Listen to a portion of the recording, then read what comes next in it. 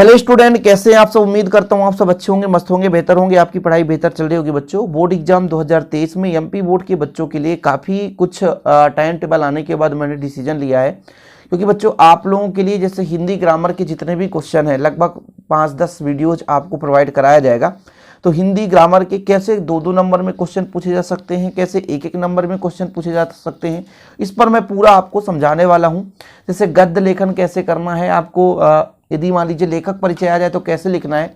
और बच्चों एक चीज़ मैं कहना चाहूँगा कि अभी भी आपके पास वक्त 2 से 2.5 महीना कम से कम मिनिमम तो आपके पास है। वैसे तो पूरा जनवरी फरवरी मार्च में पेपर है, तो पूरा जनवरी फरवरी है ही, साथ में आपके पास मान लीजिए दिसंबर है, लेकिन फिलहाल बीच में आपके 2 एग्जाम होने हैं, तो 1 महीने हटा दो, तो 2 महीने में मैं आपको मिनिमम बताता हूँ कि आपके पास टाइम है।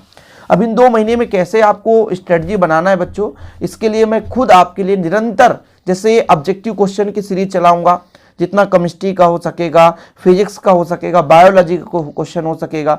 1-1 घंटे 1.5 घंटे के ऑब्जेक्टिव क्लासेस चलेंगे, जिसमें आपके 2-2 3-3 चैप्टर एक साथ आपको रिवाइज मिल जाएगा। आपका हिंदी इंग्लिश का जो भी रहेगा बच्चों, जितना मेरे से हो सकेगा, जितना मैं कर सकता हूँ उतना करूँगा, क्योंकि इंग्लिश मेरा बहुत ही वीक है। इंग्लिश उतना मैं आपको सफिशिएंट रूप से नहीं समझा पाता, इसलिए माफ़ी चाहता हूँ बच्चों। लेकिन हिंदी में मैं गारंटी कहता हूं भाई साहब, गारंटेड मैं आपसे कह रहा हूं कि 90+ आपके तो ऐसे ही आ जाएंगे, जितना मैं आपको समझाऊंगा यदि आप पढ़ लेंगे। हाँ, तरीका मैं आपको बताऊंगा, मेहनत आपको करना पड़ेगा। ऐसा नहीं कि बिना मेहनत किए कुछ हो जाए बच्चों। कहते हैं ना कि बिना किए जय जयकार नहीं होती, कोशिश करने वालों कभी हार नहीं होती भाई साहब। तो कोशिश यदि आप करोगे तो बेहतर रूप से कर पाओगे। तो चलिए शुरू करते हैं बच्चों। पहला क्वेश्चन हिंदी का आज हमारे हिंदी ग्रामर से है। रस किसे कहते हैं? रस के अंगों के नाम लिखिए। रस किसे कहते हैं? काव्य को पढ़ते, सुनते या देखते समय। पढ़ने वाले को क्या बोलते हैं? पाठक। देखने वाले को क्या बोलते हैं? दर्शक। और सुनने वाले को बोलते हैं श्रोता, है ना। काव्य को पढ़ते, सुनते या देखते समय दर्शक, श्रोतागण, पाठक। जैसे देखो, काव्य को पढ़ते, सुनते और देखते समय, तो पढ़ते मतलब पाठक, सुनते मतलब श्रोता, और दर्शक कहने का मतलब जो देखने वाला होगा। तो काव्य को पढ़ते, काव्य में गद्य पद्य दोनों आ जाते हैं। तो काव्य को पढ़ते, सुनते या लिखते समय पाठक, दर्शक या श्रोतागण को जिस आनंद की अनुभूति होती है उसे हम रस कहते हैं। यहाँ पर आप परिभाषा देख सकते हैं। पद्य या गद्य को पढ़ते, सुनने से दर्शक या श्रोता को जो आनंदानुभूति होती है उसे रस कहते हैं। आप अपनी भाषा में लिख सकते हो किसी काव्य को पढ़ते, सुनते या देखते समय। पढ़ते समय में पाठक, सुनते समय श्रोतागण और देखने वाले को दर्शक को जिस आनंद की अनुभूति प्राप्त होती है उसे हम रस कहते हैं। कितना बढ़िया परिभाषा है ना। काव्य को पढ़ने से पाठक को, सुनने से श्रोता को और दर्शक में देखने वाले को दर्शक बोलते हैं। तो काव्य को पढ़ते, सुनते व देखते समय पाठक, श्रोतागण व दर्शक को जिस आनंद की अनुभूति होती है उसे रस कहते हैं। अंगों के नाम है तो 4 अंग होते हैं: स्थायी भाव, विभाव, अनुभाव और संचारी भाव। स्थायी भाव, विभाव, अनुभाव और संचारी भाव। चलिए बच्चों आगे देखते हैं। अगला क्वेश्चन है हमारा, मानवीकरण अलंकार का परिभाषा लिखना। आपको मानवीकरण, मानव की तुलना किसी अन्य चीजों से कर दिया जाए, भावनाओं से कर दें। जैसे जब प्राकृतिक वस्तुओं जैसे पेड़ पौधे, बादल आदि में मानवीय भावनाओं का वर्णन हो जाए, अर्थात निर्जीव चीजों का सजीव होना दर्शाया जाए, वहां मानवीकरण अलंकार होता है। मानवीय करण है, यहां पर आप लिख लो, करण अलंकार होता है। मानवीकरण मतलब हमने मान लिया है, समझ रहे हो ना। मानवीकरण मतलब हमने मान लिया है अपनी भावनाओं को किसी प्राकृतिक चीजों से, जैसे पेड़ पौधे, बादल। जैसे जिस दिन रहता है ना कि भाई बिल्कुल शांति का माहौल, जैसे बादल छाया हुआ हो, तो अपने आप में एक थोड़ा सा सुंदर मनोरम लगता है, अंदर आनंद की अनुभूति होती है। तो वहां पर जो अलंकार हो जाता है, हम कह देते हैं कि बादल के समान हमारा दिल उतना ही नॉर्मल है, उतना ही नम है। तो भाई साहब जब हम तुलना कर देते हैं अपने भावनाओं को प्राकृतिक चीजों से, तो वहां पर मानवीकरण अलंकार हो जाता है बच्चों।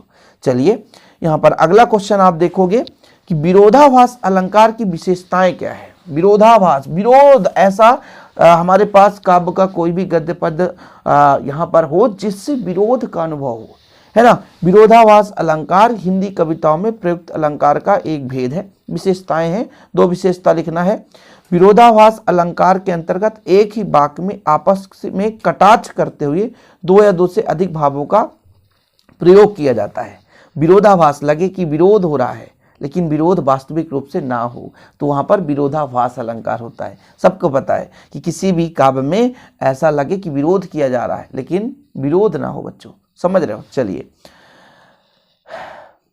मतलब उल्टा हो जाए, जैसे यहाँ पर प्यार एक मीठा जहर है, ऐसा लग रहा जहर है, भाई साहब जहर, जहर तो हमें विरोध जैसे लग रहा है, लेकिन वास्तविक रूप से जो हमारा प्यार है वो मीठा जहर बोला जा रहा है, ना कि जहर की बात की जा रही है, समझ रहे हैं। तो उपयुक्त वाक्य में जहर को मीठा बताया गया, जबकि ज्ञातव्य है कि जहर मीठा नहीं होता था। यहाँ पर विरोधाभास, विरोध प्रदर्शित हो किसी चीज को, समझ रहे हैं ना, तो यहाँ पर विरोधाभास अलंकार है। तो ऐसे 2-2 नंबर में पूछ दिए जाते हैं ना। कुछ बच्चे कहेंगे सर हमें स्क्रीनशॉट लेना है, तो बिल्कुल आप लोग स्क्रीनशॉट ले सकते हैं, आपको समय दिया जा रहा है ऐसे क्वेश्चन के लिए। और मैं 10 से 12 मिनट 15 मिनट का वीडियो लाया करूंगा, जिससे आपको ज़्यादा बोरिंग भी ना लगे बच्चों, और आपको 10 क्वेश्चन मैं दे भी सकूं। चलिए अगला क्वेश्चन देखते हैं। संदेह एवं भ्रांतिमान अलंकार में अंतर लिखना है। तो भाई जो संदेह अलंकार में संदेहवाचक शब्द होंगे, और भ्रांतिमान मतलब भ्रम। भ्रम का मतलब हम देख भी रहे हैं उसे लेकिन भ्रम कर रहे हैं। जैसे मैं किसी चीज का आकलन करूं, किसी ने लिख दिया और मुझे भ्रम है कि तेरी राइटिंग तो हो ही नहीं सकती, समझ रहे हो। और संदेह है मतलब तुम्हारे नेचर में संदेह है, तुमने ऐसा किया होगा, ये चीज होता है। तो भाई साहब संदेहवाचक में अनिश्चय की स्थिति बनी रहती है, लेकिन भ्रांतिमान में भ्रम यानी झूठ की स्थिति बनी रहेगी। भाई कि तुम झूठ बोल सकते, तुम हो यहाँ पे, ये नहीं है कि भाई साहब कि तुम झूठ नहीं, तुम झूठ बोल सकते हो ना यार। तो झूठ की स्थिति बनी रहती है वहां पे भ्रांतिमान अलंकार। और जहां अनिश्चय की स्थिति मतलब डेफिनेट रूप से भाई साहब, संदेह का मतलब यह है कि तुम नहीं तो कोई और हो सकता है। जैसे किसी ने वोटिंग किया तो संदेह हो गया, संदेह ये हो गया कि यहां पे कहीं ना कहीं किसी न किसी ने हूटिंग किया है, तुम नहीं तो कोई और, जरूरी नहीं कि तुम ही किए हो, लेकिन भ्रम में हम तुम्ही को शक कर रहे हैं, ये चीज होता है। देखो इसमें हम स्वयं भ्रम दूर कर सकते हैं संदेह में, लेकिन भ्रांतिमान में भ्रम दूर करना संभव नहीं है। एग्जाम्पल के रूप में लक्ष्मी थी या दुर्गा थी, यह स्वयं वीरता की अवतार। मतलब यहाँ पर संदेह कर रहे हैं किसी व्यक्ति या किसी विशेष नारी के प्रति कि भाई ये कैसी इसका मतलब इसकी गुण है, या तो लक्ष्मी के समान है या तो दुर्गा के समान है, या तो स्वयं इतने इसके पास वीरता है। तो ये चीज़ हम संदेह कर रहे हैं। लेकिन समुझ तुम्हें घनश्याम हरि नाच उठे बनमोर, मतलब भाई साहब घनश्याम समझकर बनमोर नाचने लग गए दूसरे व्यक्ति को, भ्रम में समझ रहे ना। तो ये इसके एग्जाम्पल्स है। तो 2-2 अंतर 3-3 अंतर तो यहाँ पे तैयार कर ही लेना चाहिए आपको। संदेह अलंकार का उदाहरण दीजिए।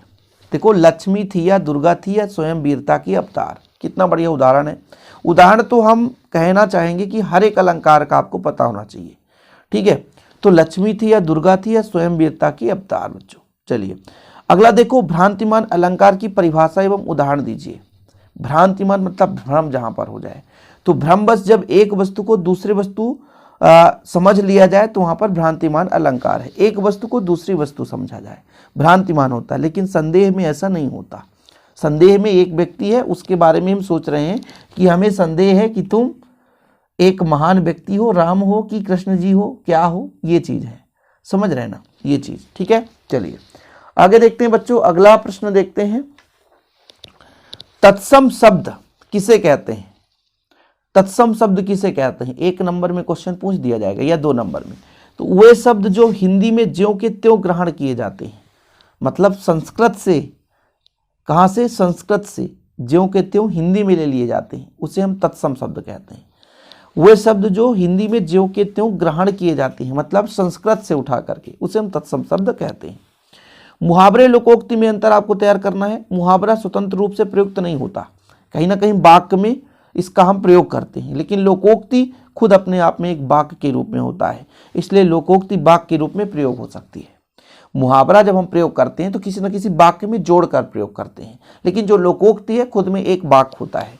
मुहावरे के लिए तदनुरूप संदर्भ की आवश्यकता नहीं होती, लोकोक्ति के लिए एक तदनुरूप संदर्भ की आवश्यकता होती है। मतलब एक निश्चित कथित, हमें किसी डिटेल्स के बारे में, मतलब कोई भी घटना हो तथा कथित कहने का मतलब कोई घटना घटित हो तो उसके बारे में हम बता सकते हैं, लेकिन मुहावरे में ऐसा आवश्यकता नहीं होता, किसी के साथ आगे पीछे जोड़कर इसको हम लगा सकते हैं, ये चीज़ होता है ना, क्योंकि लोकोक्ति खुद में अपने आप में एक वाक्य है, और जब वाक्य है तो उसको एक किसी घटना पर आधारित हम वाक्य बनाएंगे पूर्ण रूप से, लेकिन जो मुहावरा है एक छोटा मोटा कहीं का भी घटना है उसके लिए अलग से नहीं, किसी भी वाक्य में जोड़कर बोल सकते हो, ये चीज़ होता है। अगला क्वेश्चन देखो, विशेषण की परिभाषा दीजिए। विशेषण किसे कहते हैं? जो शब्द संज्ञा सर्वनाम शब्दों की विशेषता बतलाते हैं उन्हें विशेषण कहते हैं। जो शब्द संज्ञा सर्वनाम की विशेषता बताते हैं उन्हें विशेषण कहते हैं। क्रिया विशेषण जो क्रिया की विशेषता बताए उसे क्रिया विशेषण कहते हैं। जो क्रिया की विशेषता बताए बच्चों उसे हम क्रिया विशेषण कहते हैं। ठीक है, एक और क्वेश्चन यहां पर आपका है, एक छोटा सा क्वेश्चन लेकर आ रहा हूं बच्चों। यहां पर एक क्वेश्चन देखो आप लोग, छंद किसे कहते हैं, इसके भेद लिखना है। वर्णों की संख्या एवं क्रम, मात्रा तथा गति यति से संबद्ध विशिष्ट नियोजन पद रचना छंद कहलाती है। छंद दो प्रकार के होते हैं, मात्रिक छंद और वर्णिक छंद। छंद कितने प्रकार के होते हैं? मात्रिक और वर्णिक छंद। तो ये हो गया बच्चों।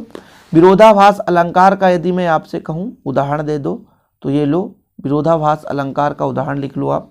या अनुरागी चित्त की गति नहीं समुझे कोई, ज्यों ज्यों बूढ़े श्याम रंग त्यों त्यों उज्जवल होए। तो ये हमारा विरोधाभास अलंकार का उदाहरण है। इसके पहले भी हमने आपको लगभग विरोधाभास अलंकार समझाया था। यहाँ पर आप देखेंगे संदेह अलंकार, कोई दिक्कत नहीं है, ये विरोधाभास अलंकार है।